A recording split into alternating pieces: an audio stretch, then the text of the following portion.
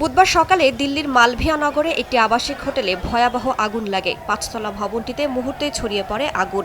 আতঙ্কে শুরু হয় চিৎকার ও দৌড়াদৌড়ি। এ ঘটনায় বহু মানুষ হতাহত হয়েছেন। স্থানীয়দের তথ্য মতে প্রাণ বাঁচাতে অনেকে ভবনের জানালা দিয়ে লাফিয়ে পড়েন। ঘটনাস্থলে প্রায় ৪০ জন অবস্থান করছিলেন বলে জানা গেছে, যাদের মধ্যে বিদেশি নাগরিকরাও ছিলেন। অনেকেই চিকিৎসার জন্য ভারতে এসেছিলেন। সকাল ৯টার দিকে আগুন দেখতে পাই। আমি আর আমার বন্ধু ঘুরছিলাম। কয়েকজন ভবন থেকে লাফ দিয়েছেন, জানালা ভেঙে নিচে পড়ে গেছেন অনেকে।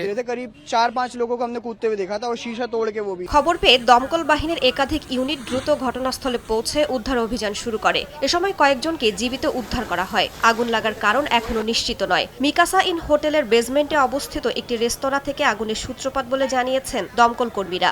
আগুন লাগার সময় অনেকেই ঘুমিয়েছিলেন বলে জানা গেছে।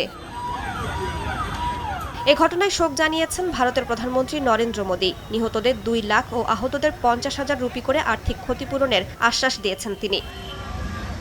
রাইসা জান্নাত, সময় সংবাদ।